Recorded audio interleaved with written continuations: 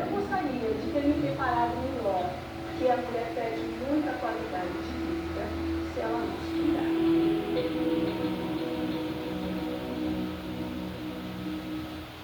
Ai, um beijo maravilhoso. Obrigada por compartilhar com a gente esse papo tão genuíno. Eu tenho certeza que muitas mulheres se identificaram com todas essas questões. Então, vamos continuar aqui com essa conversa, porque a gente está recebendo hoje a ginecologista e mastologista Cecília Pereira. Bom dia, doutora Cecília.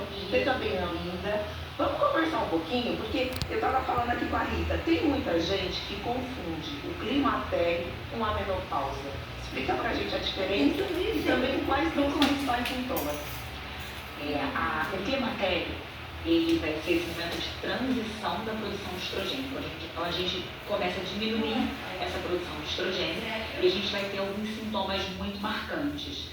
Sintomas como os calores que elas citaram, a irregularidade do padrão menstrual, isso é muito marcante assim que a gente começa a perceber, diminuição da libido, às vezes algumas alterações de pele, de cabelo, um sintoma que todo mundo tem medo, que é a névoa mental, essa mudança do nosso raciocínio. Tá o branco, esquece. Exatamente isso, você esquece o nome de coisas comuns do seu dia a dia. O climatério é esse momento de transição. A menopausa, ela é um marco. A menopausa é a nossa última menstruação. A diferença do climatério para a menopausa, pessoal. De exame para diagnosticar a menopausa, mas ela é um diagnóstico retrospectivo. Eu preciso de 1 ano para saber que eu estou na menopausa. Então eu só vou saber 1 ano depois que aquela foi minha última menstruação. Doutora, bom dia. Eu já fui conversando, Esses sintomas são comuns a todas as mulheres, né? Tanto do climatério quanto da menopausa, como a senhora explicitou aí. A gente vai aprofundar, né? Porque tem alguns quesitos muito específicos, como Letícia Vidica trouxe com as nossas entrevistadas, para as mulheres negras. Agora, eu acho que a palavra mais famosa quando a gente fala de menopausa é fogacho, né?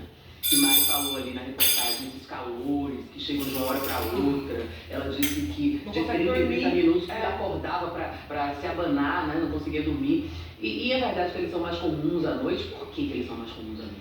Isso é verdade, eles costumam ser mais comuns à noite. Na verdade, eles vão mudando o padrão, a gente começa a aumentar esse número de fogachos. A gente pode ter ao longo do dia sim, mas à noite é mais comum por conta do nosso sistema nervoso central. O relato mais comum eu coloco a coberta, tiro a coberta, coloco a coberta, e aí o parceiro ou a parceira começa a perceber esse incômodo noturno, costuma ser um calor especialmente na região do tórax e da face, e que vem de maneira muito rápida e vai embora. Ele é muito marcante no começo desses sintomas do climatério. Na verdade, o primeiro sintoma mais comum é até a alteração do padrão do sono. Isso acaba deixando a paciente mais cansada ao longo do dia, porque ela dormiu mal. E o calor talvez seja o segundo sintoma que a gente perceba mais, e ele é um marcador importante. Pacientes com muito calor nesse período têm um aumento de risco de doenças cardiovasculares. Por isso que é importante pacientes com muito calor reportarem isso aos seus ginecologistas. Falando em doença cardiovascular, a gente sabe que a menopausa aumenta o risco de ter problemas cardiovasculares. Na reportagem, a Rose chegou a comentar, né, que ela passou até a pressão alta e esse risco devido à menopausa, em nós mulheres negras. Explica o motivo, doutora. Verdade. Nós mulheres negras temos um risco maior de hipertensão, de eventos cardiovasculares como infarto, AVC. Por conta da nossa genética, existem algumas explicações para essa hipertensão acontecer. Mas associado a isso, essa questão genética, quando eu estou na menopausa e eu diminuo abruptamente a produção do estrogênio, essa queda do estrogênio também aumenta esse risco. Então, a gente tem essas duas nuances. A questão de sermos mulheres negras e quando estamos no climatério na menopausa. O estrogênio, né, esse hormônio que a gente produz nos ovários, ele é um protetor do endotélio cardiovascular. Então, enquanto a gente está produzindo esse estrogênio, a gente tem proteção desse tecido cardiovascular. Quando a gente diminui essa produção, esse vaso sanguíneo fica mais rígido, ele fica menos distensível e a gente aumenta esse risco. Acho que a gente tem que observar as outras coisas, né? Alimentação, atividade física, porque, né, a gente tem que ajudar esse corpinho aí. Ó, na reportagem, Ignaldo mexe com o humor da mulher também. Agora, no caso das mulheres negras, a saúde mental pode ser mais afetada ainda, doutora? Pode ser mais afetada. A gente precisa entender que, de fato, quando a gente começa a oscilar a produção do estrogênio, da progesterona, a gente pode ter mais irritabilidade, mais desânimo, mais cansaço, um humor um pouco mais deprimido, isso acontece. Mas isoladamente, só o estrogênio, a gente precisa enxergar essa mulher como um todo. Será que é ele o único responsável para isso estar acontecendo? Então a gente precisa entender qual é o histórico dessa mulher. Ela tinha um histórico anterior a isso de depressão, ela já teve síndrome do pânico. A gente precisa contextualizar qual é a realidade dessa mulher. Mulheres negras são as principais usuárias do Sistema Único de Saúde, do SUS, isso estatisticamente. E aí, será que é só a menopausa? Ou é uma mulher que ela é chefe daquela família? Né? Que ela que provém responsabilidade, o dinheiro mesmo daquela família. Será que ela é uma mãe solo, talvez? Então, a gente não pode jogar tudo também na conta daquela do estrogênio. A demora para essa mulher ser atendida para questões de saúde mental, isso acontece também. A gente vai muito atrás de patologias mais orgânicas, fazer uma ultrassonografia, fazer mamografia para achar algo. Um check-up. A saúde mental ela é diferente. Então existe uma demora nesse atendimento dessa mulher negra. A gente precisa pensar nisso também.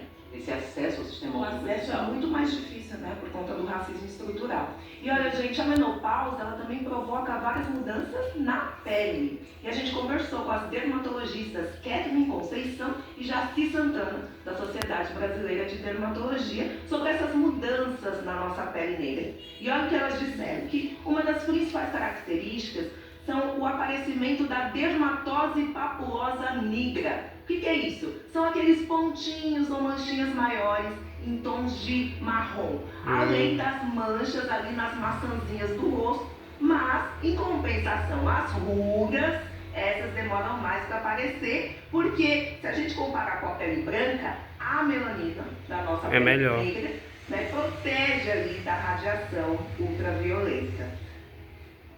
Ô, doutora Cecília, a gente sabe que existem, né, muitas informações, às vezes erradas, sobre reposição hormonal. Você está falando o tempo todo, marcando isso, né? A queda do estrogênio, que é esse hormônio produzido pelos ovários. O que a gente pode dizer para quem está em casa, pode fazer, não pode fazer, cada caso é um caso, em quais circunstâncias é indicado?